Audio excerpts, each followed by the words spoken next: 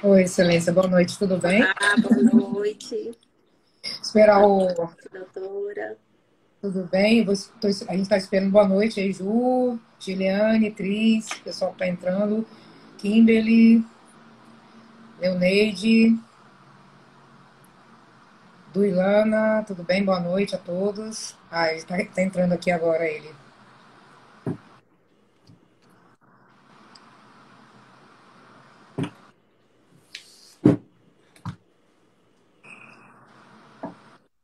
Vocês estão escutando bem a gente? O áudio tá bom? Olá, boa noite, Oi, querido. Messi, tudo bem? Boa Tudo paz noite. com você. Primeiramente, é um prazer tê-los aqui nessa live tão importante e nesse dia tão especial para nós mulheres, né? Boa noite, Letícia. Não desmerecendo os homens, tá, mestre? Mas nós mulheres somos sensacionais, né, Excelência? Fazer o quê, né? Todos nós somos. Pois é, Nós somos, justamente. os homens são, todos juntos somos Justamente, poderosos. justamente. Primeiramente, parabéns pelo dia de hoje, Excelência. Nós mulheres conquistamos muita coisa ao longo dos anos, né? E isso é uma honra para nós, né? Que o nosso crescimento dentro da sociedade, até como profissionais mesmo, né? Nós conquistamos isso, né? Então, eu acho que nesse dia tão especial para nós mulheres, fazer essa referência a todas elas, né? E os homens são muito importantes na nossa vida, né? Na nossa vivência, mas eu acho que muito do crescimento da mulher hoje como esposa, como profissional, é mérito nosso, né? É verdade. Hoje é um dia muito importante, muito significativo, né? E Uhum. um dia de reflexão, na verdade. Né? Aquele dia de flores, né? Um dia cor-de-rosa. Nossa vida não é cor-de-rosa. Não vivemos entre flores, né? Às vezes mais entre espinhos do que entre flores. Então é um dia realmente de reflexão, de diálogo, de fazer aquela recapitulação sobre tudo que as mulheres que vieram antes de nós passaram, né? Nós temos sempre que lembrar disso. Se hoje eu sou magistrada e se a senhora também está aí, né, doutora, né, na sua área, se nós estamos hoje aqui nesse espaço, tendo espaço de fala para tratar dessas questões, é porque antes vieram outras mulheres e elas Sim, lutaram, abriram portas, né? Dando a nós essa oportunidade de estarmos aqui.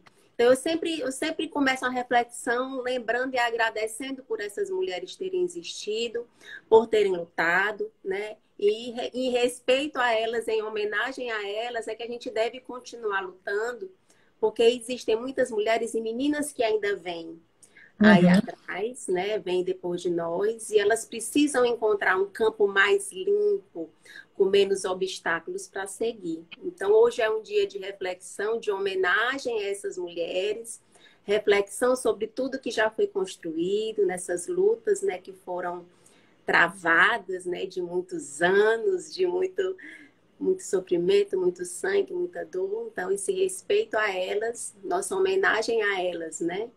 E Justamente. discutir, refletir sobre o que nós ainda precisamos fazer para igualar esse jogo, né?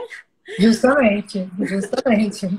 Um jogo tão desigual, né? Que assim, ainda sofremos muito, né? Tanto no mercado de trabalho como até nas nossas vidas pessoais, mas eu acho que um dia isso vai mudar, né? De vez. Eu acho que a gente tem que acreditar. E como a senhora bem falou, isso foi uma conquista ao longo dos anos, né? Não é de agora, né? Muitas mulheres já passaram, né? E isso tudo que está acontecendo hoje, né? É reflexo do que já iniciou-se no passado, né? Mas muito obrigada pela sua presença, Excelência. Mestre, um grande prazer tê-lo aqui também, né? Nosso mestre Andrade Neto, que é mestre em Educação Física, com especialidades em Safety Security, né? Instrutor sênior, graduado e formado pelo Instituto Wingate de Israel, em Krav Maga. Nosso professor de Segurança Pessoal do CSI-BR. E a excelentíssima juíza de Direito da Terceira Vara de Família, doutora Keila Ranieri Lopes, né, da Vara de Família e Sucessões do Tribunal de Justiça do Piauí, também coordenadora da Coordenadoria de Estadual da Mulher, né? E o nosso tema para o dia de hoje é justamente sobre essa questão da segurança pessoal feminina, né? E a violência doméstica, que é um tema em voga, né? Que é uma coisa que, principalmente dentro dessa pandemia, cresceu bastante a violência contra a mulher e o feminicídio, né, Excelência? E, assim, uma das perguntas que eu não, na época logo que eu comecei minha profissão como advogada, há 24 anos atrás, eu passei pela vara de família, mas não foi uma das especializações que eu segui. Até porque é uma área que requer muito psicológico, né? Mexe muito com o psicológico até do próprio advogado, né? Quando milita nessa área. E houve agora, em 2019, uma mudança na Lei Maria da Penha, porque tudo começou, né, com a Maria da Penha. Para quem não sabe, essa lei foi oriunda de uma pessoa que sofreu uma violência doméstica, que ficou paralítica, e lutou pelos direitos das mulheres, né? Foi criada uma lei, e em 2019 ela sofreu uma reformulação.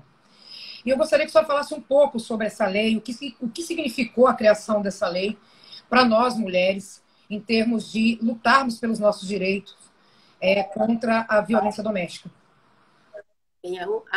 A lei, assim, antes de tudo, eu vou falar assim, do meu espaço de fala, da minha experiência também como magistrada, 19 anos quase na magistratura. Então, atualmente estou na Coordenadoria da Mulher, né, na área de gestão da Coordenadoria da Mulher, que tem toda essa atribuição gerencial, de apoio aos magistrados que atuam nessa questão da violência doméstica, e também sou juíza de uma vara de família.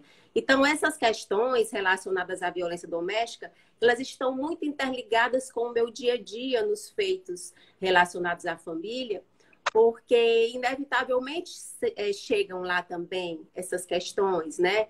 Essas demandas familiares que surgem após esses rompimentos, né? Então, de todas as espécies, às vezes o processo tramita lá na vara de violência doméstica relacionada à violência física, né? E essas outras violências, tem a questão das tentativas de feminicídio, mas às vezes fica um pouco, né, doutora, engavetado até pela própria mulher as outras violências, que são as violências psicológicas, que são as violências patrimoniais, que acabam não sendo delineadas lá não chegam aí à delegacia para registrar algo específico, até porque a nossa legislação ainda é um pouco tímida em relação a isso. Então, foi até apresentado recentemente pela nossa presidente da Associação dos Magistrados Brasileiros, Renata Gil, a nossa primeira presidente na Associação dos Magistrados, né?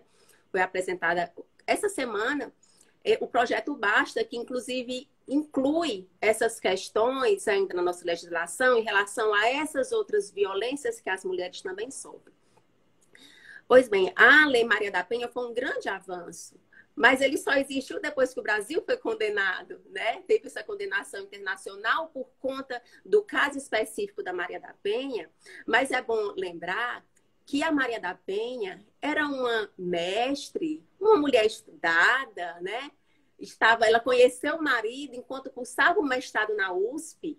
Então, era uma mulher que tinha todo um conhecimento, não é? Imaginem o que não passam as mulheres que são a maioria do nosso país, que vivem da vida doméstica, que não têm estudo, que não têm a dicção, que não têm a articulação para escrever um livro como ela escreveu. Então, ela foi muito importante, mas a partir do momento que a gente observa o currículo dela, a vida dela, né, como ela chega, como essa denúncia aconteceu depois de uma publicação de um livro, quantas mulheres não já morreram antes dela e não tiveram sequer a oportunidade de contar a história. Então, ela foi uma sobrevivente, teve a oportunidade de contar uma história, e a partir de uma denúncia que o país foi condenado, nós tivemos a nossa Lei Maria da Penha. Inclusive, na própria condenação do país, era obrigatório uma homenagem e um respeito a ela. Então, inclusive, o nome da lei estava escrito que o Brasil precisava fazer essa homenagem a ela. Mas uma medida muito importante, mas nós observamos que Foi agora, recente de 2006, essa lei, né? Então, é algo muito novo. Sendo que essa questão da discriminação, da diferença que existe na mulher é algo que vem de muito tempo. Nós só conquistamos o direito a voto em 32. E aquele direito a voto de 32 não era um voto obrigatório como era o do homem. Só na década seguinte que foi obrigatório.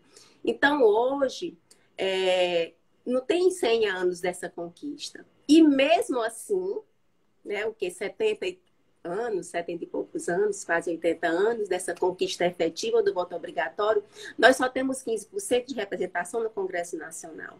E lá são onde as leis são criadas. Lá é que a representatividade da nossa sociedade precisa existir nesse debate, né?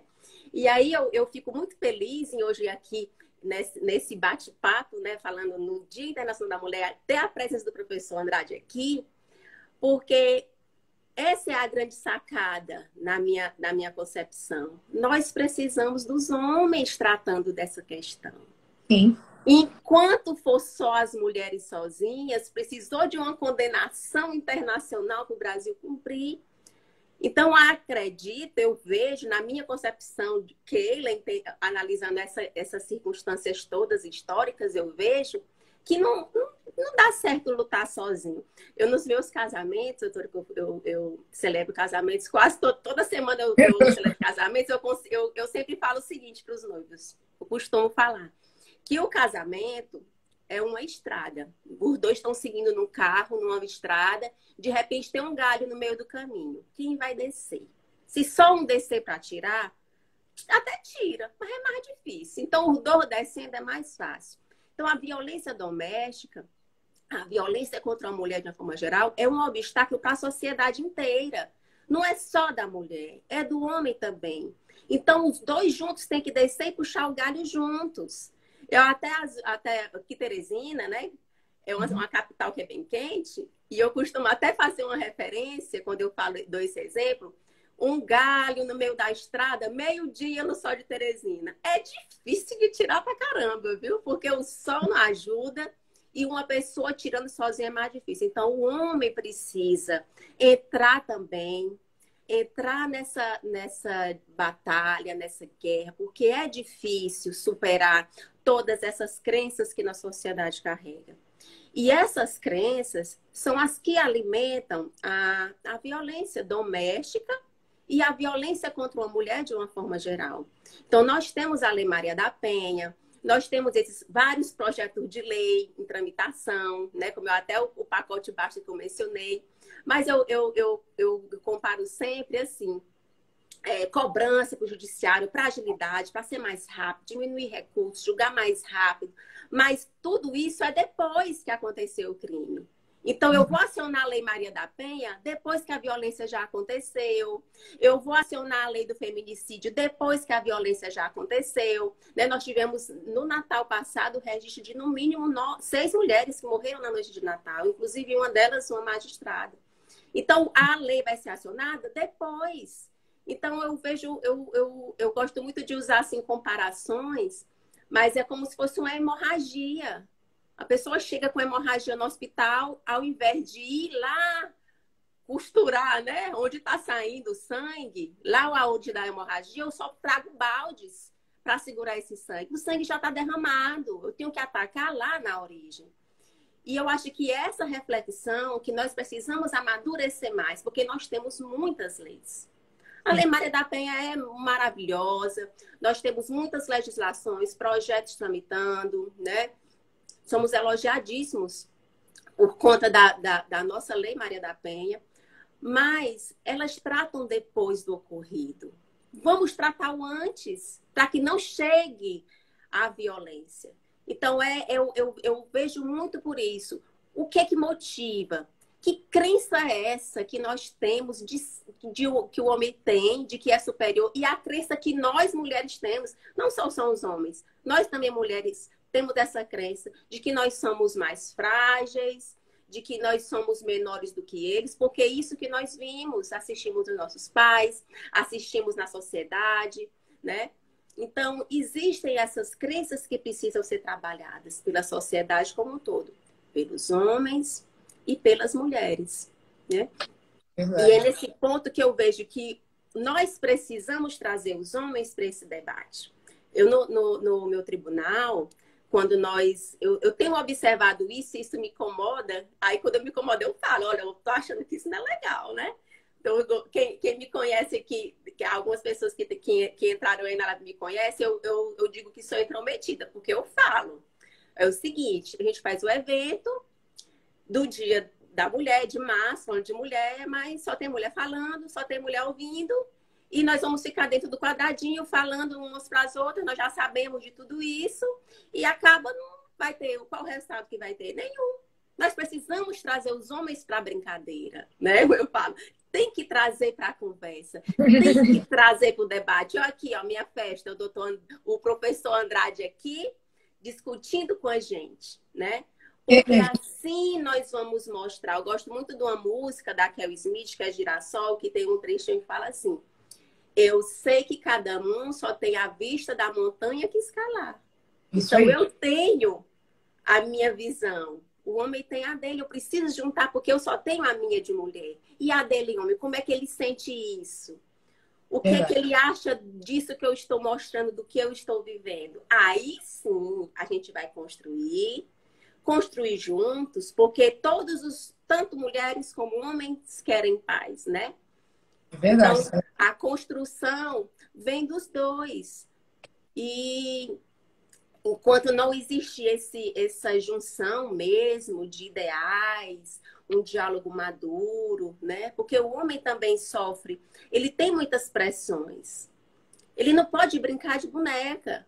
Mas quando ele crescer, ele vai ter que cuidar do filho com a mulher ou não. Aí se a mulher cuida, o menino nunca treinou nem com bonequinha como cuidar e não vai junto, e sobrecarrega a mulher, que é uma das coisas também que fazem com que no mercado de trabalho ela tenha, inclusive, um salário menor. Porque quando o empregador vai contratar, é mãe, tem filhos, né?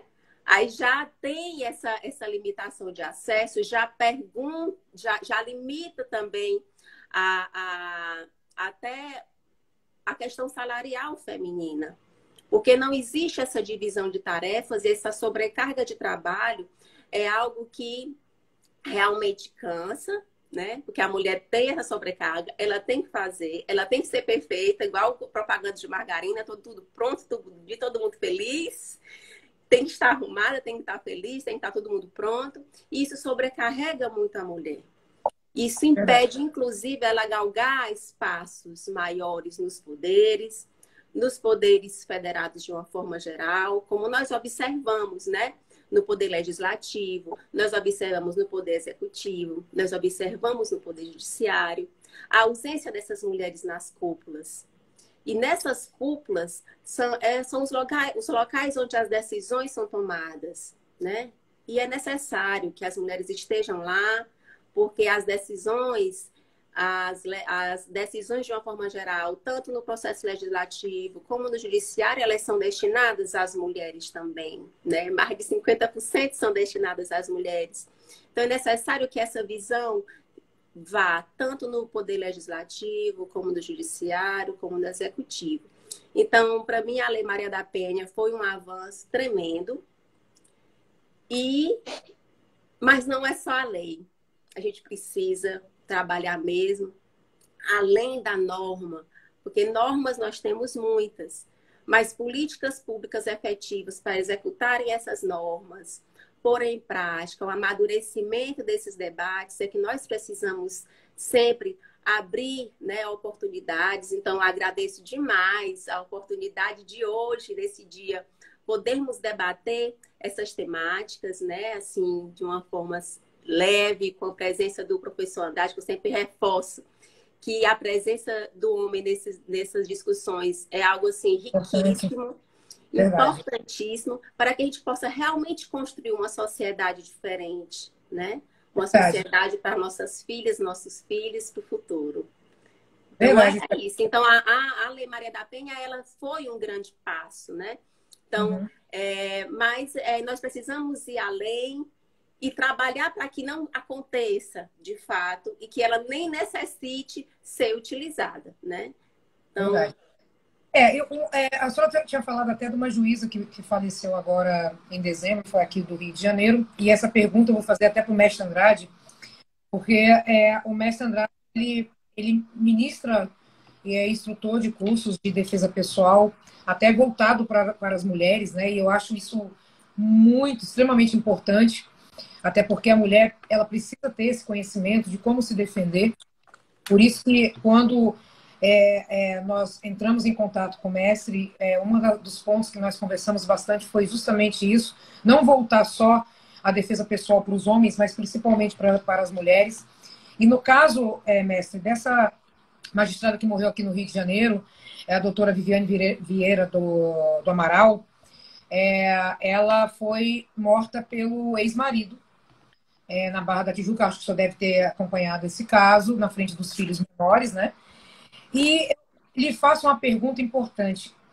Se ela tivesse algum tipo de conhecimento de defesa pessoal, naquele momento da agressão, que ela sofreu agressão por parte do ex-marido, o senhor acha que ela teria conseguido sobreviver à violência dele, como outras mulheres também, que tivessem um mínimo de conhecimento, não só da lei, porque, como a doutora Keila falou, eu sou muito da área criminal, excelência, e o que eu vejo muito nas delegacias é a questão do medo que as mulheres têm de denunciar os companheiros, e até chegam a denunciar, mas logo no dia seguinte voltam atrás porque elas têm uma dependência psicológica e financeira deles, né? E sofrem ameaça por conta disso. E hoje em dia, até as delegacias modificaram a forma de colher uma queixa-crime, porque elas tinha muito isso delas formalizar uma queixa e no dia seguinte ir lá tirar. E hoje em dia as delegacias não estão mais se submetendo a isso. Vai para o GCRIM, né? Sobe o inquérito para o GCRIM, e se quiser desistir da ação, ela desiste em audiência. Mas ainda é uma coisa que acontece muito, né, aqui no Brasil. E aí eu queria perguntar para o senhor, mestre, o que o senhor acha com relação a esse caso da doutora Viviane, se ela tivesse, como outras mulheres, o conhecimento de uma defesa pessoal contra esse tipo de violência, o senhor acha que ela poderia ter sobrevivido como outras mulheres também que passaram pela mesma situação? Boa noite. Boa noite, doutora Daniela. Boa noite, doutora Keila. Olha, sinceramente, eu me sinto mais do que honrado. Não só pelo fato de eu estar diante de duas excepcionais profissionais, mas eu queria começar dizendo o seguinte: a melhor forma de se homenagear uma mulher não é com dias especiais, é com o respeito que todas vocês merecem.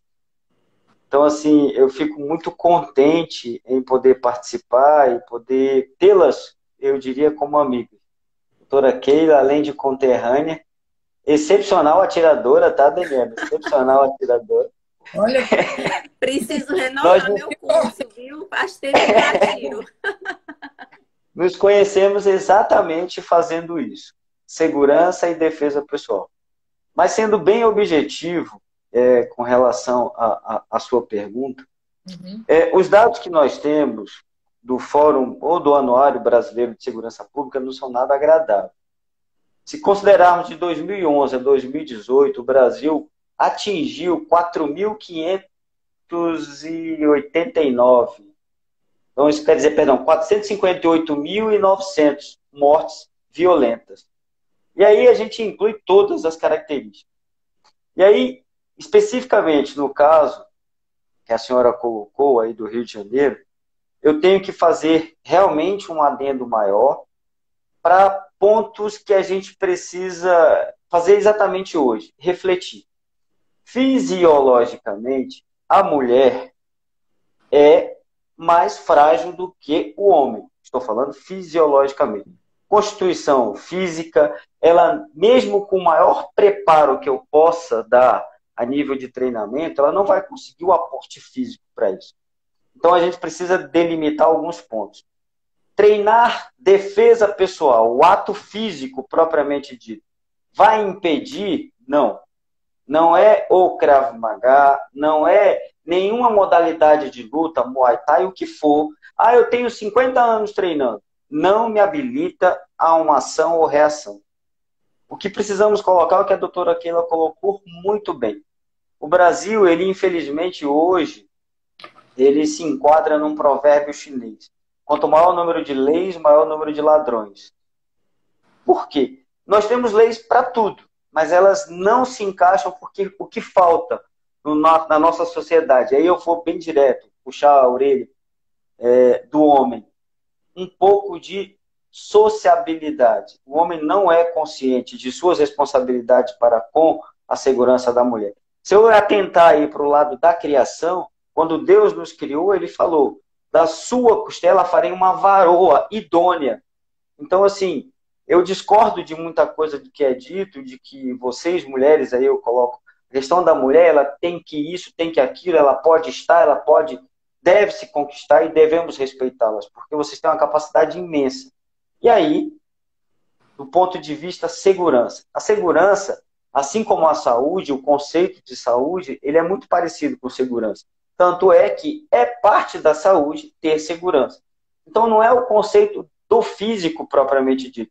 Então, mesmo que ela fosse uma mulher extremamente treinada, o que faltou? Analisando friamente o que ocorreu. Né? As habilidades físicas, ela teria que ter sido voltada para uma sensibilização de segurança. Então, por exemplo, vamos analisar. Por que ela foi sozinha fazer a entrega dos filhos a um ambiente, a uma pessoa que ela já tinha conhecimento de violência, tanto é que ela já havia feito algumas denúncias à autoridade policial. Então, o que faltou? Sensibilização ou prevenção de risco. Ela correu um risco desnecessário. Segunda parte, ela deveria ter identificado um comportamento anormal. Porque é muito estranho alguém que se demonstra violento solicitar que receba os filhos num ambiente isolado. Agora, se ela tivesse realmente o que a gente já propôs para a doutora Keila ali, para os magistrados no Piauí, na AMAP, e agora para o CSI Brasil, para todos os peritos, esse conjunto, gerenciamento de risco, programação neurolinguística, linguagem corporal, capacidade de prevenção, aliada à técnica física, a capacidade de julgamento, aí a doutora Keila me ajuda, seria bem maior. Então, vocês, na carreira da magistratura, né, na carreira das ciências jurídicas, é um aparato de conhecimento até chegar à posição de juíza, para que eu tenha, poxa, eu preciso de um laudo pericial para poder julgar corretamente. Então, nesse caso, a nossa defesa, né, do ponto de vista segurança pessoal, é além do físico. Ajudaria? Com certeza. Mas, da forma violenta com que ela foi, infelizmente, brutalmente assassinada, não teria muito o que fazer. A doutora Keila vai lembrar, eu vou citar um exemplo, 2014, assim que eu cheguei em Teresina, nessa minha última passagem pelo Nordeste, um atleta de judô, faixa preta, acho que terceiro dan, reagiu a um assalto ali na inauguração daquela sorveteria ali em frente a um restaurante famoso, não vou ficar falando nomes. Mas por que ele reagiu? Porque a arma foi colocada nas costas, ele treinou a vida toda uma projeção, ou seja, programação neurolinguística, ele estava apto fisiologicamente a reagir, reagiu, só que ele não contava com o segundo elemento, que é o fator surpresa. E aí ele recebeu um tiro na altura do cóccix e está paraplégico até hoje. Então, a validade do risco, até onde eu vou correr risco? Então, ela, neste caso especificamente, correu um risco desnecessário. Infelizmente, o resultado não foi tão bom, né? Infelizmente. É complicado. Excelência, tem uma pergunta do Alessio, que ele perguntou o seguinte: lugar de mulher onde ela quer ou onde ela deve estar? O lugar onde ela quer e onde ela deve estar. Olha a colocação. Qual é o que deve, né? Então, eu até mencionando até as anotações para que eu não esquecesse, porque é muita coisa que a gente pensa, né, em relação a essas questões. E eu lembrando daquela crença, né, que os homens têm de que aquela mulher que está na mesa do bar com as amigas não é uma mulher para casar. Ela não deveria estar ali, né? Não deveria.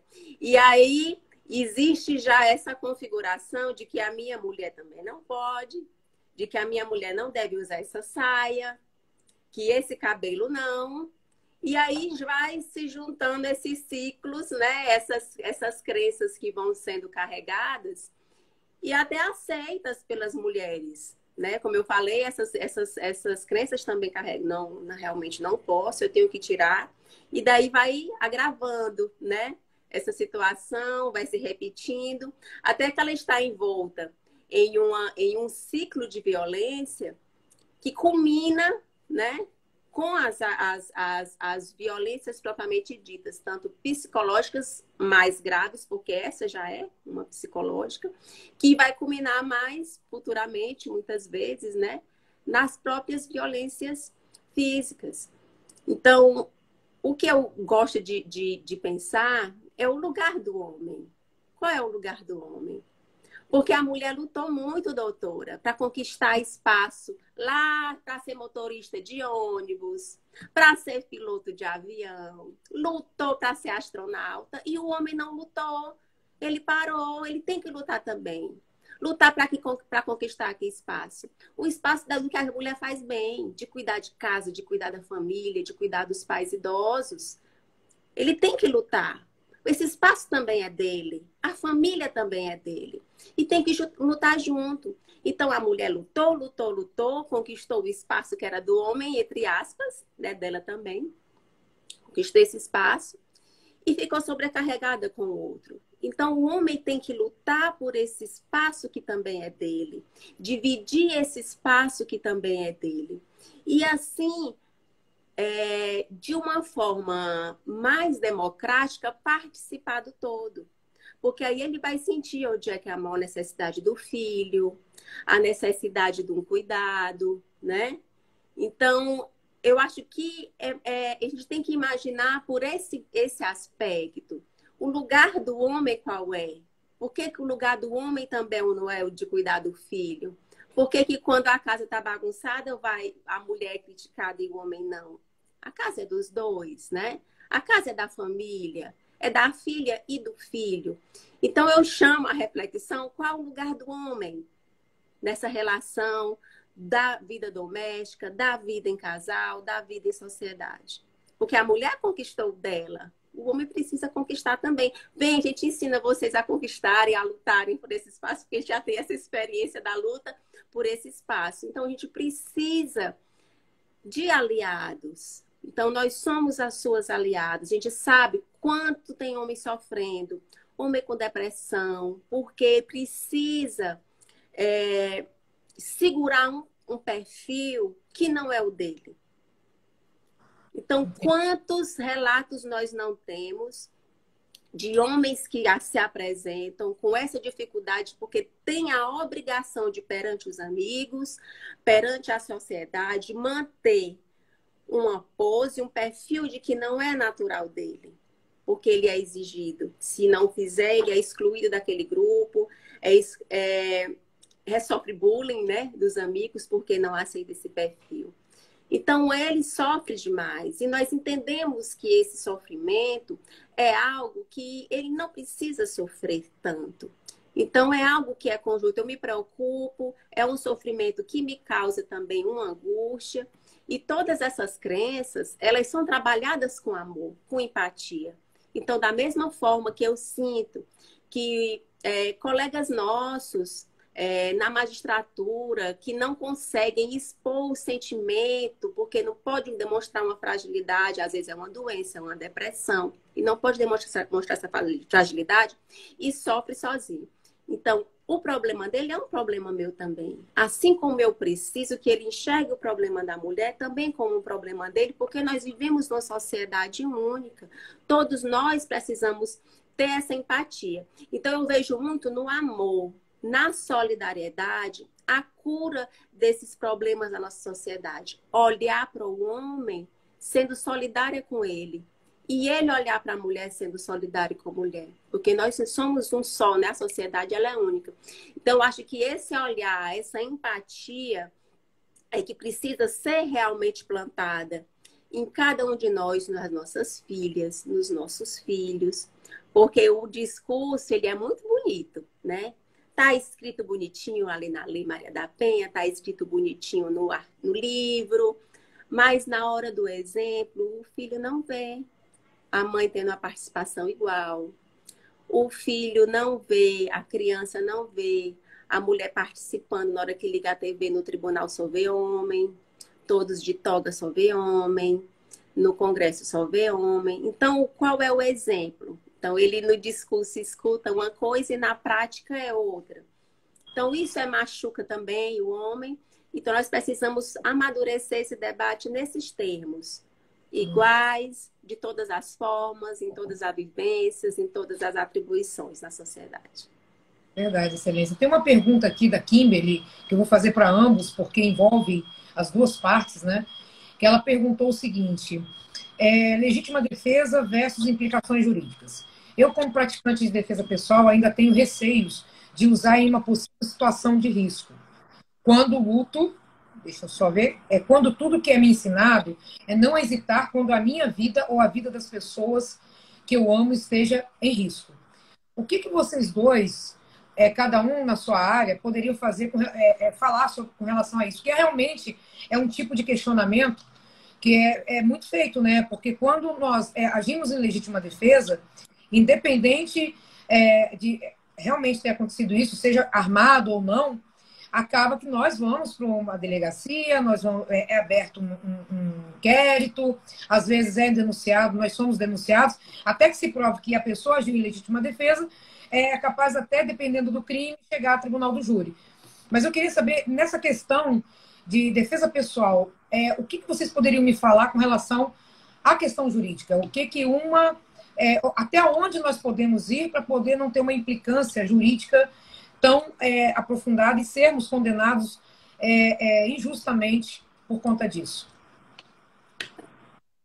Professor, o senhor quer falar primeiro? Claro, claro. Senão eu vou ser condenado aí no final. Olha, fica fácil, não a resposta, mas debater esse assunto, porque eu tenho duas vertentes aí importantes. Eu tenho uma perita e eu tenho uma juíza. Me falta agora um advogado, mas as duas agindo como advogadas irão aí me ajudar.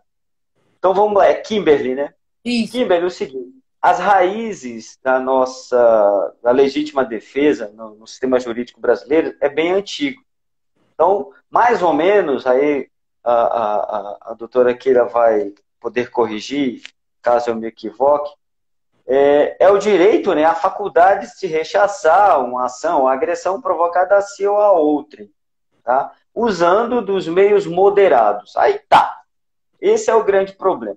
Eu agindo como profissional, não profissional, mas eu agindo em situações normais, eu teria que, entre aspas, tentar provocar a mínima lesão ou impedir a ação do oponente a ponto de não lesioná-lo ou não oferir provas para que a perita não me condenasse quando ela apresentasse a ação para a juíza. A juíza, por si, irá analisar o fato como um todo. Mas aí você perguntou sobre defesa pessoal. Então vamos lá. Existem várias discussões, tanto no âmbito físico da ação propriamente dita, quanto no sistema jurídico. Quanto a isso, há uma mística de que o faixa preta da modalidade tal não pode reagir. Isso é balela, tá? Isso não existe. Fato existem publicações, aí os nossos órgãos de segurança pública, equivocadamente, eu tenho que ser enfático, colocam que não se deve reagir, porque estatisticamente essa reação pode provocar, foi o caso que ocorreu aí no Rio de Janeiro. E aí nós criamos uma sociedade apática, uma sociedade inerte a uma possibilidade de reação. Aí vamos lá, mas professor, isso é loucura, ou isso quer nos matar? Não. A pergunta da Kimberly é muito pertinente. Fato. A sua vida ou a sua honra estão sendo violadas. Eu sempre coloco isso nas minhas aulas. A sua honra, você vai conseguir conviver com uma violação? Você vai conseguir conviver naturalmente com isso? Após tantas conquistas, por tudo que eu lutei como mulher, eu fui violentada. Eu vou conseguir conviver com isso? É uma coisa. Não vou conseguir e eu vou lutar pela minha vida e pela minha honra, tá? é outra coisa. Então, o que eu utilizar de forma lícita ou até mesmo proporcional àquela agressão, exemplo, uma importunação sexual, alguém passou a mão em você, você reage com um tapa, é legítima defesa. Agora, uma coisa que vocês colocaram bem aí na própria pergunta, eu vou ser processado? Vou. Talvez seja condenado? Talvez. Vai depender de como isso vai chegar à mesa para a doutora Keila. Fato é, eu tenho que medir quais são as consequências. Aí eu volto para a validade do risco. Então, não é a modalidade de luta, seja ela qual for, que é melhor ou vai impedir. O que falta na nossa sociedade, principalmente na masculina, é entender até onde vai o meu direito. Fato, como a senhora colocou, doutora Keila, duas mulheres bem resolvidas estão em uma mesa de um bar e eu chego e começo a flertar com vocês. O fato de flertar me dá direito de ir lá e falar o tema, vocês são G e finalzinho A? Não. Mas isso ocorre naturalmente. E aí a gente pode ver uma ação reversa, o que está acontecendo na Europa. Tantas leis estão inibindo o homem de flertar com as mulheres. Então o que tem que ser feito? É como as leis de trânsito. É como a lei do desarmamento. O que vai matar não é a arma, é quem puxa o gatilho. Quem vai matar não é o carro, é quem dirige o carro. Então, o que vai delimitar a questão da pergunta é o tipo da tua reação. Então, vamos lá. O homem me agrediu com um soco. Aí eu vou lá, pego uma arma e disparo, descarrego a arma, 10 tiros na cabeça dele. Isso é legítima defesa? Depende. Foi um forte estado de emoção? Não. Então, assim, o que é considerado proporcional é a ação deve ser feita no momento que ela ocorre, então a agressão, a reação deve ser ponderada na hora que ela ocorre, não é 5 dias depois, fiquei chateado, agora eu vou atropelá-lo. Não. Isso é um debate imenso, mas o que nos cabe, do ponto de vista de defesa pessoal, é desenvolvermos o que nós chamamos, dentro da nossa metodologia, de segurança, cultura de segurança. Então vamos lá. Se eu estou vendo um ambiente onde só existem homens bebendo e eu estou sozinha, é prudente que eu adentre esse ambiente? Aí eu volto lá na pergunta do Alessio. Ela deve estar aonde ela quiser? Sim, deve. Mas é prudente? Então, bíblico, tudo me é lícito, mas nem tudo é oportuno eu utilizar. Então, do que nós consideramos na legítima defesa, dentro do contexto de segurança pessoal, é criarmos ambientes ou estruturas fisiológicas e físicas que impeçam essa agressão, que você tenha meios para, se necessário for, se defender, e se tivermos que agir de forma a causar lesões, que elas sejam as mínimas possíveis e que objetivo único e exclusivamente cessar aquela agressão. Ponto. Isso é legítima defesa. A partir do momento que eu cause uma lesão maior do que a proporcionalidade do que eu fui agredida, aí sim eu estou infringindo a lei e correndo o risco realmente de ser condenado. Se eu estiver errado, me corrija, tá? Exato. É o chamado excesso de legítima defesa, né? Então, nessas questões do excesso é que existe a possibilidade realmente de você estar infringindo, né, essa legislação e não está abarcada por essa excludente, porque a legítima ele vai excluir a punibilidade do ato, já que você executou para se proteger, para proteger outrem. Mas aí, a partir do momento que existe esse excesso, há essa possibilidade real de punição. Mas é tudo algo que é apurado nos autos, de acordo com o que vai ser instruído, com acordo com o que a perícia, né, avaliou de caso a caso. Mas realmente existe, o risco existe? Existe. Não pode dizer, olha, não pode fazer, que não vai ter risco nenhum, que a legítima defesa existe. Existe. Realmente ela existe, mas os excessos, eles são realmente punidos. Então, depende muito de caso a caso.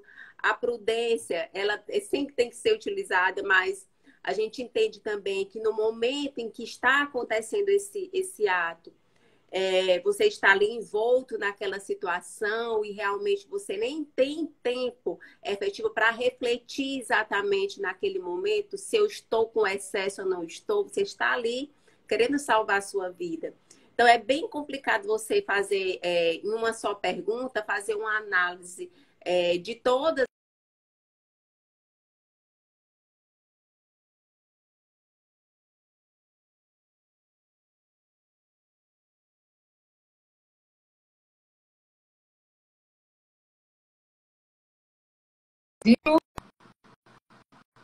Estão... Ou não, o que é excesso ou não, é muito de caso a caso e será analisado nos autos.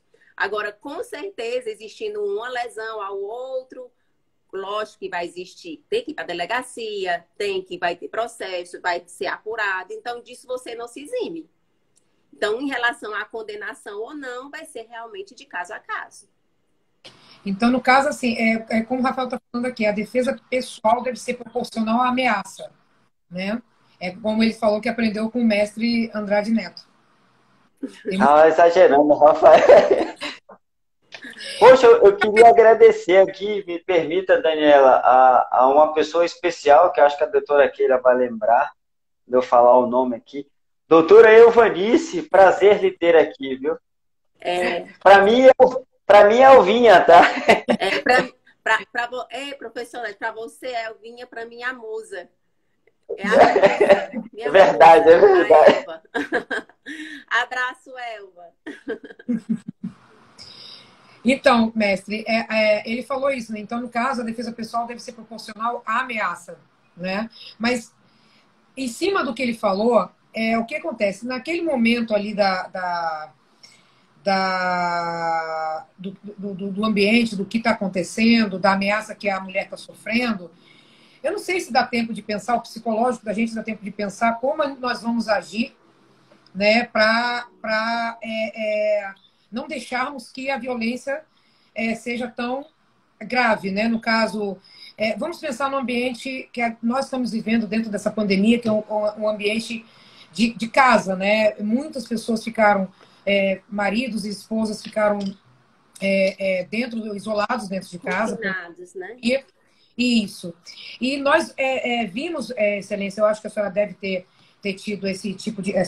tem essa informação, do número absurdo de divórcios e separações que tiveram depois da pandemia, né? Muitas pessoas se separaram, relacionamentos acabaram, justamente pelo convívio diário de maridos com as esposas, namorados, enfim. E também houve um aumento muito grande de violência doméstica, inclusive aí no Piauí mesmo. Eu estava lendo, saiu agora, em fevereiro desse ano, uma reportagem que estão morrendo, estão sofrendo violência doméstica 17 mulheres por dia, somente no estado do Piauí. Então, houve um aumento muito grande dessa violência, não só no Piauí, claro, no Brasil inteiro, mas eu estou falando do Piauí em si, por a senhora ser magistrada no estado, né, saber muito mais do que a gente, como é que é essa questão aí, está de frente, né, na coordenação estadual da mulher aí no Tribunal de Justiça. Então, o que eu queria perguntar para o mestre é o seguinte: será que no momento que a mulher está sofrendo aquela violência física ou até psicológica, ela vai pensar no modo dela reagir, no modo da reação dela? Ah, não, eu tenho que reagir mais ou menos, porque eu pode ter uma implicância maior contra mim via judicial. Às vezes o psicológico dela não vai assimilar isso. Será que ela tem esse discernimento no momento que está sofrendo essa violência? Doutor Daniel, a gente, dentro da nossa metodologia, que ela não foi construída com base única e exclusivamente no que nós chamamos hoje de Krav Maga. Então, eu preciso sempre fazer uma contextualização. Desde muito pequeno, dos 4 anos de idade, desde muito novo, eu fui inserido no mundo das artes marciais. Então, você tem aí um contexto onde se fala de honra, onde se fala de respeito ao próximo, toda uma filosofia voltada ao mundo oriental, totalmente diferente da nossa. Sim. E aí, na construção e nessa ressignificação, houve diversas evoluções. Aí o Brasil teve um boom aí, meados dos anos 90, com o nascimento desta modalidade, chamada Krav Maga. E hoje, mais ainda, há uma hiperdivulgação de técnicas de defesa pessoal que prezam, né, ou que valorizam única e exclusivamente a ação física.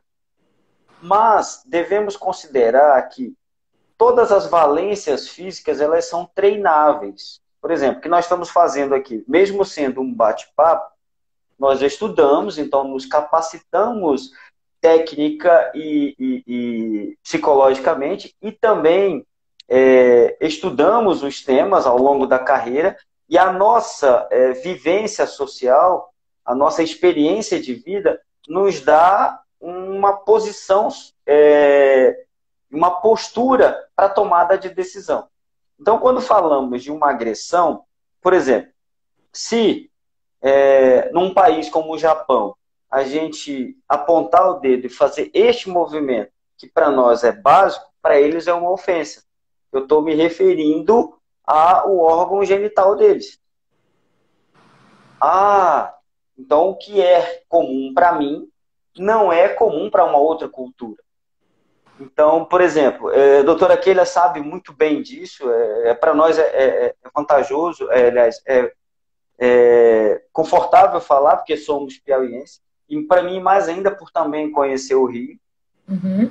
O que vocês usam como termo moleque, olha, esse moleque, para nós piauienses é uma ofensa. Esse moleque dá a ideia de alguém no sentido pejorativo. Então, o que ocorre muito nessa tomada de decisão? Quando se treina uma modalidade de luta, seja ela qual for, há que tomar muito cuidado com o perfil sociológico ou de formação daquele instrutor, pseudo-instrutor, professor, seja quem for. Por quê? A influência e a forma com que ele conduz o seu treinamento vai influir diretamente no tipo de reação que você vai tomar. Então, o que nós tentamos colocar em todas as nossas aulas, que é a mesma coisa que todos os órgãos de segurança pública do mundo buscam. É uma ação pautada na necessidade única e exclusiva de proteção da vida. Então, eu tenho que me pautar nisso para essa reação. Agora, é fácil? Não. É um treinamento contínuo de técnica, tática e procedimento. Então, envolve todo um arcabouço de conhecimento para que eu possa tomar. Então, o que a gente busca, né? Desenvolver essas habilidades adicionais, como sensibilização de segurança pessoal e coletiva, capacidade de prevenção, identificação, né, de coeficiente ou comportamento anormal, vinculado à programação neurolinguística, gerenciamento de risco, de crise, para que você esteja apta a uma situação de tomada de decisão sob estresse. Nessa situação, vocês estão super bem, mas instintivamente, se algo cai aí, olhando aqui, se o seu ar-condicionado descola daí e vem na sua cabeça, instintivamente você levanta o braço. Doutora Keila, se essa cortina resolver cair, ela vai assustar, porque é instintivo. Olha o que nós vamos fazer. Vamos trabalhar psicologicamente os tipos de reação e tentar chegar o mais próximo daquilo que seja a minha reação numa situação de estresse. Lógico que o que 100% é treinado, provavelmente 1%, no máximo 5%, será utilizado numa situação de estresse. Um exemplo claro disso é o que ocorre na direção. Ou, se colocarmos no nosso dia a dia, fica mais fácil. Diariamente, todos nós acordamos e mesmo que, como a gente fala, sonado, dormindo, meio zumbi, a gente vai ao banheiro e consegue escovar o dente ou utilizar o banheiro. Porque isso está dentro do nosso mapa mental pré-definido como uma ação rotineira. Torna-se quase um arco reflexo. Então, é o que nós vamos fazer dentro de um programa de treinamento vocacionado a isso. não estimular uma violência. Por exemplo, eu te conto sempre um caso da minha esposa, que ali na doutora Keila sabe onde ela foi, na Profit Academia, uma avenida importante. Levando para você, seria a Presidente Vargas, no Rio, aí, André, Daniela. E ela parada na academia, eu cheguei mais cedo, fui para um treino às 6 da manhã, ela estacionou a moto, uma bis, atrás do nosso carro. E aí um cidadão armado pôs a arma na frente do rosto dela. Ela nunca treinou Krav Maga, não tem perfil de luta nenhum, uma mulher normal, professora universitária. E ela fez algo que, num curso junto com ela havia participado, ela fez algo que, para mim, foi a maior lição de defesa pessoal que eu já vi no mundo. O cidadão apontou a arma para ela e falou: eu quero a bolsa. Ela simplesmente soltou a bolsa. Ah, mas ela fez o que ele determinou, a bolsa. Ela não esboçou nenhum tipo de reação, ela não perguntou, ela não questionou, a bolsa. Levantou as mãos e se distanciou. Como ele estava na moto, ele não tinha tempo de descer e pegar a bolsa. O que ele fez? Desistiu. Ah, mas ela poderia várias coisas. Mas o que ela fez? Instintivamente, com o pouco que havia treinado, ela não esboçou uma reação brusca. Então, o que a gente sempre pede é isso. Em segurança, nada é 100%. 90% é prevenção. 5% reação e 5% sorte. Contar com a sorte é um absurdo. Então, o que nós devemos trabalhar, Daniela e doutora aqui, sempre, sempre, a prevenção. E a prevenção vai desde o momento do sair de casa, do tipo de roupa, de qual calçado. Poxa, hoje, por exemplo, hoje eu vou numa audiência e eu sei que eu não vou ter, caso a doutora Keila sabe que tem muito isso no Piauí, foi o fato de ter me levado a MAP, ameaças a magistrados. Eu não vou ter segurança. Então, eu posso arriscar aí com uma roupa que eu não possa reagir? Não é conveniente. Então, tudo isso, que é a validade do risco, deve ser avaliado antes. Que distância eu devo ficar daquele cidadão que já é condenado? O que eu vou fazer é uma nova audiência? Então, tudo isso deve ser visto antes da ação. Por quê? Tentar reagir de forma brusca, de forma inconsciente, se não posso afirmar, mas provavelmente está fadado à falência e pode causar danos como esse caso aí da juíza no Rio. Excelência, a palavra da senhora. Eu acho que nosso tempo está quase esgotando, não, mas né? O Instagram agora ele está passando de 1 hora. Ah, então tá certo, eu estava preocupada. Pode ficar à vontade. Então, assim, a questão do preparo realmente é bem importante, né? Você ter essa consciência de espaço, a consciência do preparo. Nós lá na AMAP, nós realmente tivemos essa oportunidade de ter esse curso, né? Eu acho que o professor Andrade precisa retornar à pandemia, que vai impedir um pouco por conta do formato. Quem sabe um novo formato, né? Pode até ajudar. Mas essas cautelas, esse preparo, essa preparação daquele momento, realmente é muito importante. O preparo para tudo, né? Na vida, ele é importante. Então, nós vivemos num país que está sempre enfrentando essas questões de violência. Tem a questão da violência doméstica, mas tem a questão da violência urbana de uma forma geral. Então, é uma realidade que nós vivemos. Então, considerando essa nossa realidade, é interessante que a gente estude, né, busque orientações, se possível, um treinamento específico, né, dependendo da sua atividade, e até como o próprio professor Andrade. Uma professora, né, conseguiu uma postura e conseguiu se desvencilhar daquela situação de risco, né, que aconteceu. Então, o estudo, o preparo, realmente é algo que nós precisamos para todas as esferas, né, de nossa sociedade. E em relação à segurança, né, de uma forma geral, tanto a questão da violência doméstica e familiar, como a segurança também para nos defender dessa violência urbana que nós vivemos, realmente é algo que nós precisamos nos preocupar, na nossa postura, né, de como como reagir naquela situação, como evitar, né, certo tipo de comportamentos. Eu lembro muito bem, professor, no curso, até a forma de sair do carro, né, como você não pode demorar muito tempo naqueles preparativos de colocar muito cinto, de passar um batom, um óculos, sair logo. Então, são posturas que, se nós estivermos atentos, conseguimos nos desvencilhar. E em relação à questão mesmo da violência doméstica, tem muita questão também da solidariedade.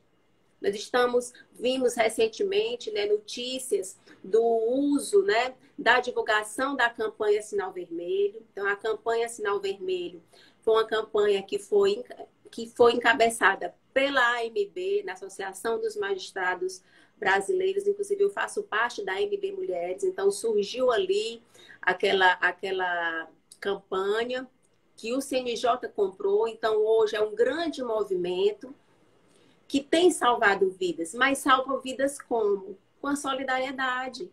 Porque a mulher que está numa situação frágil mostra aquele X na mão, né, acenando que é uma vítima que precisa de apoio, e aquela pessoa que vê, aquele profissional que vê, né, tem como socorrer. Então, teve um caso de uma vítima que estava em cárcere com um motorista de caminhão, né, que conseguiram encontrar, outra no banco. Então, ela de início foi pensada para a farmácia, mas desde o início eu disse que essa campanha vai se transformar no movimento. Mas ele é um movimento, antes de tudo, de amor. É de socorro, mas de amor de quem identifica aquele sinal e de que acolhe aquela mulher que está numa situação de fragilidade, está numa situação que realmente precisa de um apoio. Então, é interessante também o preparo de todos nós. Qualquer um de nós pode receber um sinal vermelho de alguém pela rua, de um vizinho, de um colega, de alguém desconhecido que a gente encontra, sei lá, na padaria, na calçada. Como fazer? Como agir? Como é que eu faço para ajudar essa mulher? Então, é o 190. O 190 chama a polícia de forma mais imediata. Tem o 180 para denúncia também? Tem, mas o 190 é aquele que chega primeiro. Então, nessa situação, é que nós precisamos, como cidadãos e cidadãs, acolher essas mulheres e ter conhecimento, que nesses casos é chamar a polícia, para aquele socorro imediato, né? Tanto para quem está ali, vítima, muitas vezes não consegue, porque tem até essa limitação da comunicação, né, na violência doméstica. Mas quando eu estiver com a situação dessa, o que eu faço? Então, é importante saber como acionar a polícia. E o 190 nesses casos é um número que a gente deve realmente acionar para ajudar aquela mulher naquela situação. Então, a campanha Sinal Vermelho, ela surgiu porque realmente as mulheres na época da pandemia estavam ali, né, em convivência, em cárcere já, né, isoladas. Inclusive, todos esses números que são divulgados em relação à denúncia, doutora, e processo, eles são números que não são reais, porque a subnotificação é muito grande. O Piauí, por exemplo, a maior parte dessas mulheres, elas não têm acesso à internet. Entendi. Então, até para fazer um registro de um BO eletrônico, que as delegacias, né, todos os órgãos deram o seu jeito de continuar, né, trabalhando nesse período. Mas esse acesso ele é muito limitado, especialmente para aquela mulher pobre que não tem informação, que não tem acesso realmente à internet para fazer uma denúncia ou pedir um apoio nesse momento de clausura, né, de isolamento social. Então, a subnotificação é muito grande. Então, a questão mesmo de acolhida, de entrar em contato, né? A gente sabe que, às vezes, realmente a mulher vive essas situações de violência de uma forma que ela mesma esconde por ter vergonha de estar passando por aquilo, de ser frágil. Mas também tem aquelas que a gente desconfia, então dá uma ligadinha, vê ajudar. Amor, eu acho que o amor, ele é um remédio para muita coisa, muita, muita, muita, com amor, com empatia, a gente resolve tanto, né? Então, eu acho que esse amor é que tem que nos mover para continuar lutando, esse amor é que tem que nos mover para atrair o homem para essa discussão, o amor é que nos move quando a gente socorre alguém que está precisando, está numa situação difícil. Então, o amor é a solução para muita coisa. Então, que a gente tenha mais amor por nós, nos cuidando, e pelo outro, né?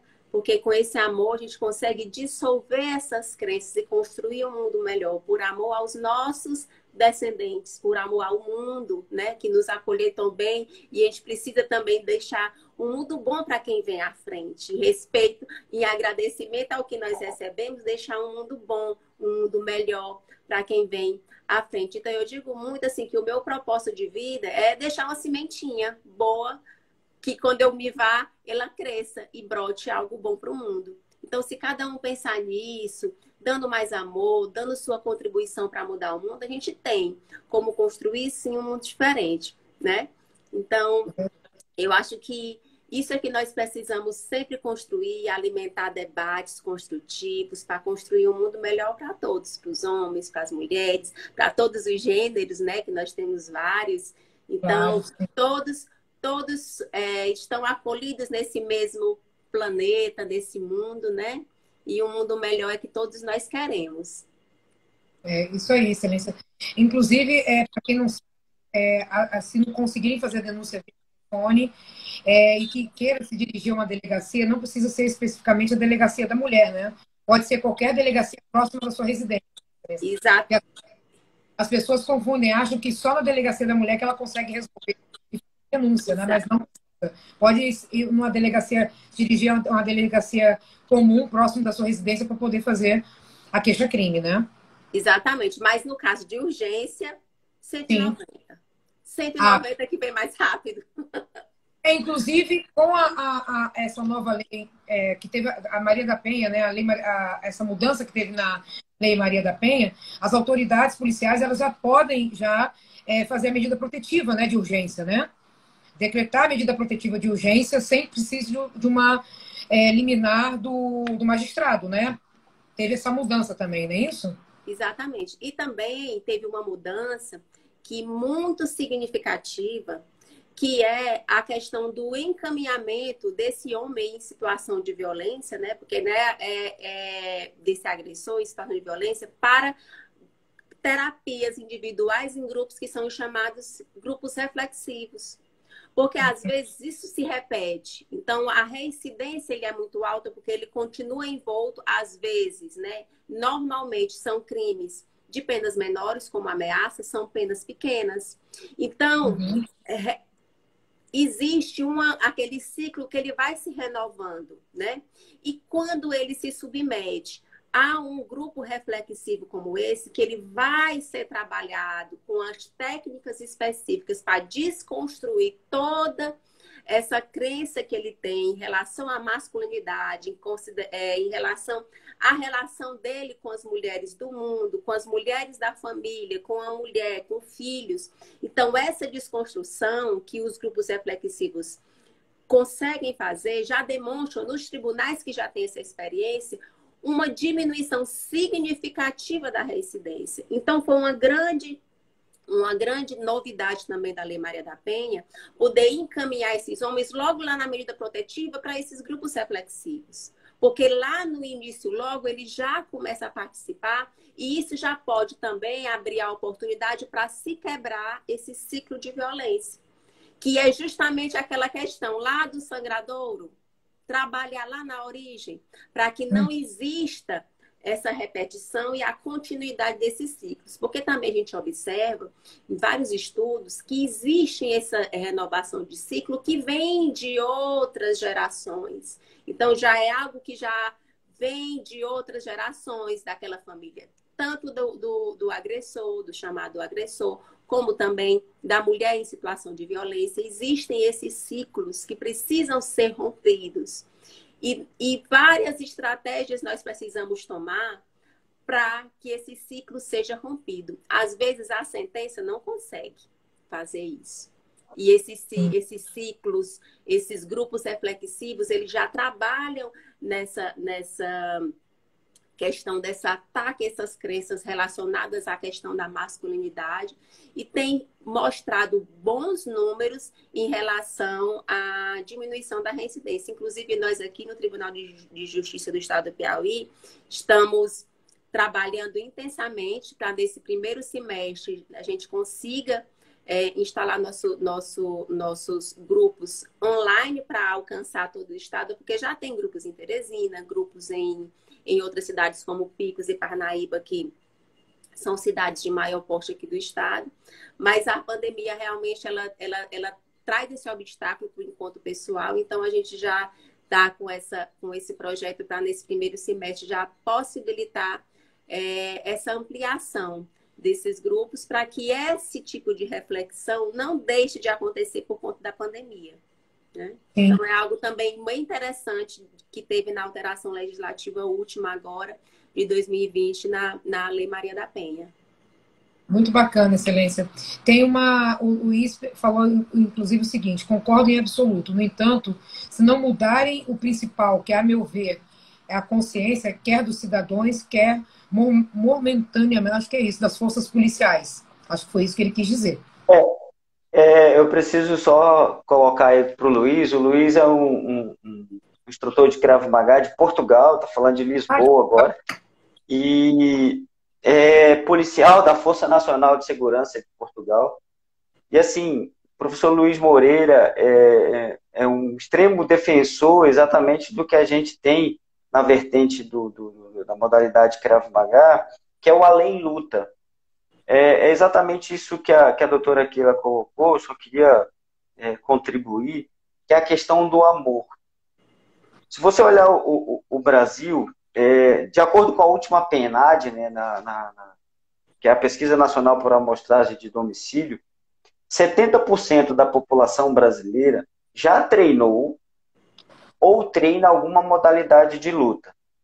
E aí, a nossa investigação, né, vendo o dado científico, é por que as pessoas buscam a luta? 90% desses 70% buscam única e exclusivamente para aprender a lutar. Esse aprender a lutar está atrelado à questão da insegurança. E essa insegurança é algo que está arraigado no nosso sangue, de tentar resolver as coisas, as situações, os conflitos diários, com as próprias forças. E a gente vê muito isso aí no Piauí.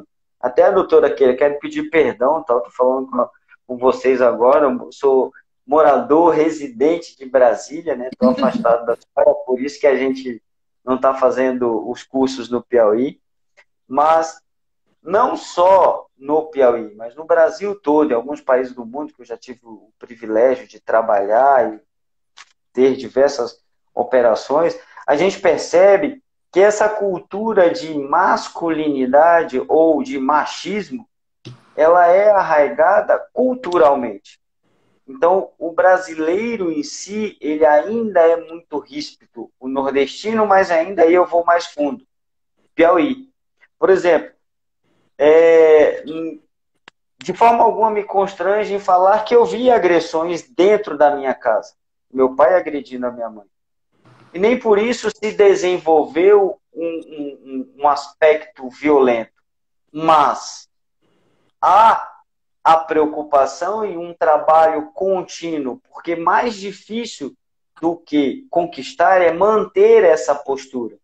Então, o homem, ele tem um sentimento de posse. E a própria sociedade, principalmente a nordestina, forma o homem com esse aspecto de buscar, de ser o detentor, o protetor, mas, ao mesmo tempo, o sentimento é de posse. E isso é algo que está arraigado numa cultura que a gente vai demorar, infelizmente, ainda algum tempo, que é o que o professor Luiz está colocando. Né? Essa consciência, eu não defendo a palavra... eu vou conscientizar alguém, não dá. Eu vou sensibilizá-lo o máximo que eu puder. Então, como educador, como professor em si, até a Daniela usa muito aí o termo mestre, talvez seja pelo título, mas eu vou pedir para você dispensar. Pode me chamar só de professor Andrade. Todo mundo está na mesma coisa. Tem gente já usando agora, não, doutorando. Não, meu, pode parar com isso. Mas o que eu penso e defendo é, eu tenho a vida toda como educador que eu tenho que aprender tudo que eu puder para eu poder ensinar. Para que eu ensine para viver. E eu tenho que viver para educar.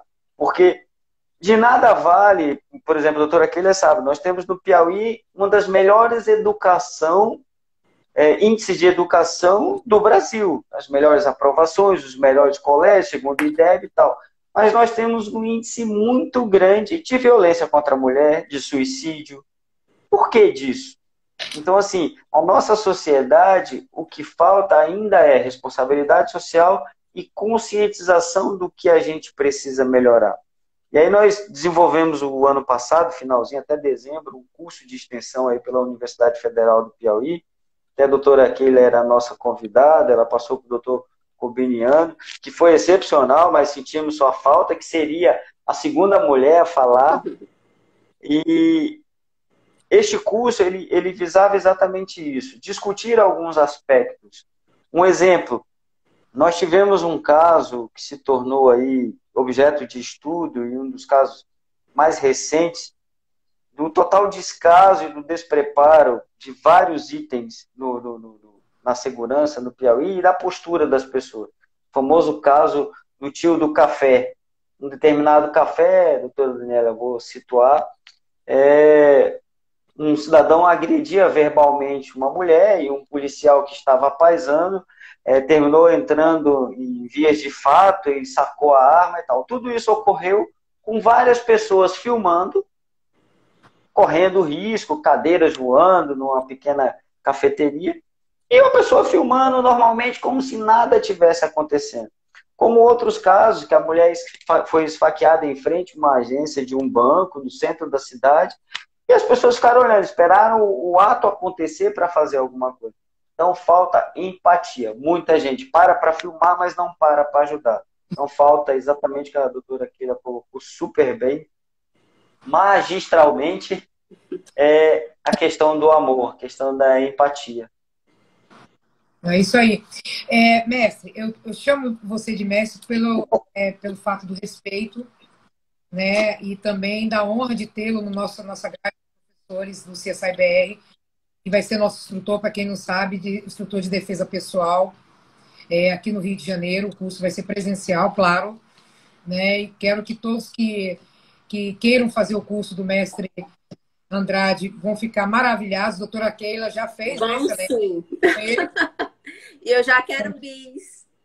A senhora o curso, por favor, assim eu lhe conheço pessoalmente.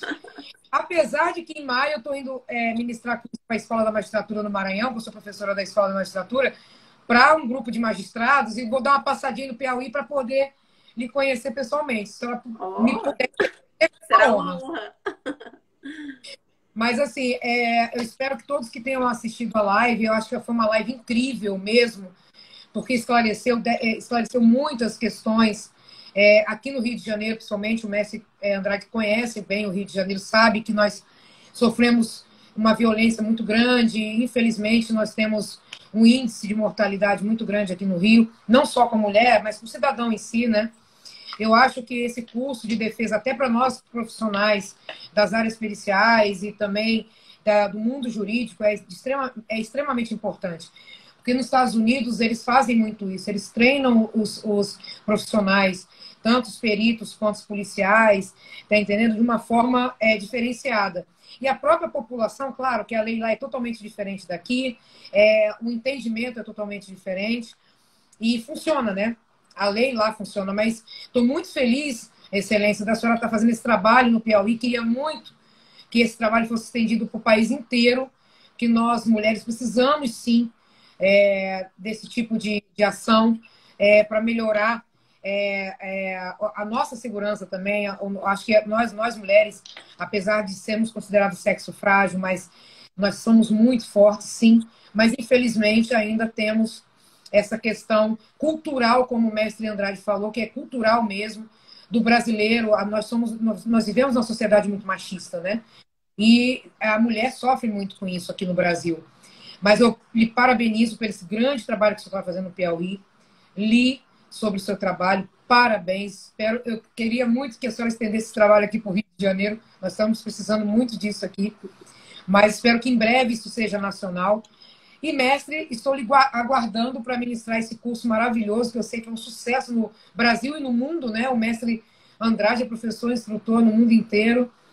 Eu vou fazer seu curso, pode ter certeza que eu vou fazer seu curso. Estou muito ansiosa para isso, como outros professores também, e alunos que já estão se inscrevendo. Então, seja bem-vindo ao CSI-BR, mestre, e espero muito que o senhor venha logo para poder nos ensinar essa arte tão bonita, né, do Krav Maga, essa arte de defesa pessoal tão bonita e tão reconhecida mundialmente. Muito obrigada mesmo pela presença de ambos nessa live. Agradeço muito, excelência. Prazer enorme conhecê-lo. Tá? O mestre Andrade falou muito bem da senhora, rasgou muitos elogios. Tá? E vou tentar, em maio, dar uma passadinha aí para ele conhecer pessoalmente. Ah, beleza. Mestre, obrigado. Tá? Suas palavras. Eu que agradeço. Eu queria só encerrar com uma pequena frase de Paulo Freire, que eu acho que é muito cabida nesse momento, que a teoria, né, sem a prática, ela vira verbalismo. Assim como a prática sem teoria vira ativismo. No entanto, quando a gente consegue unir, né, a teoria com a prática, a gente consegue construir uma ação criadora e modificadora da realidade. Então, ambas, tanto você, Daniela, na CSI Brasil, com esse novo projeto, a doutora Keila, eu também estou apaixonado pelo trabalho dela e dessa senhora aí que eu falei agora, é minha prima, a doutora Euvanice, ela que realmente me apresentou a todos os juízes da MAP, com qual eu tenho um carinho imenso. A família tem um monte de magistrado, mas a nossa musa, né, doutora Keila, é excepcional. É um espetáculo de pessoa e eu espero contribuir, porque esse é o trabalho do professor. Né? Esse é o trabalho, como disse uma outra poetisa tão conhecida, que é Cora Coralina, é feliz aquele que transfere o que sabe, né? E aprende o que ensina. Então, aprendi muito com vocês hoje. Tenho muito orgulho de ser filho de mulher, de ter vocês não como pessoas que irão competir comigo no mercado de trabalho. Pelo contrário, são pessoas excepcionais, profissionais de alto gabarito. Muito orgulho e honra de poder participar aqui. Não me sinto constrangido, mas eu me sinto honrado em poder ter participado com vocês. Muito obrigado por esse privilégio. Obrigada.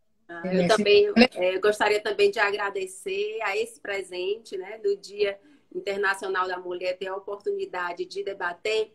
Quando eu conhecer e debater com a doutora Daniela, reencontrar com o professor Andrade nesse ambiente. Então, muito obrigada pela oportunidade. Estou muito feliz em poder falar um pouco do trabalho e um pouco da nossa experiência em relação à temática discutida. Lembrando a todos, né, que o amor é a grande ferramenta nessa batalha que a gente luta no nosso dia a dia. Verdade. Olha, um beijo grande, um abraço grande para vocês. Muito obrigada pela live.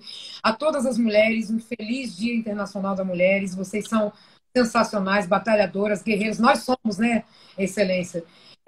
Os homens, claro, o que seria de nós, mulheres, sem os homens também, né? A gente também tem que parabenizá-los, porque existem... Seríamos infelizes e incompletos. Oi? Seríamos infelizes e incompletos. Com toda certeza, com toda certeza. Mas um feliz Dia Internacional das Mulheres para todas as mulheres que nos assistimos aqui. Temos o pessoal de Recife, a Duda, que é lá de Recife. Muito obrigada pela presença, Duda. A doutora Cristiane, também, que é nossa professora do CSI-BR, tá? Que vai fazer seu curso, viu, mestre? Já acabou de avisar aqui que vai fazer seu... Olha, eu tô sentindo que esse curso vai ser só mulher, tá? A Kimberly também. O público feminino vai ser 99%, hein? Tô achando. Vai ser legal, então. Com toda certeza. Mas muito obrigado, uma excelente noite para todos. Muito obrigada a quem assistiu a live, espero que tenham gostado. Tá? E muito obrigada, Excelência, e obrigada, mestre, por essa honra de tê-los aqui nessa live do CSI-BR e falando sobre esse tema tão importante no dia de hoje. Muito obrigada. Um abraço. Obrigado. Um abraço para todos. Beijo, gente. Muito obrigada. Tchau, tchau. Será bem-vinda ao estado.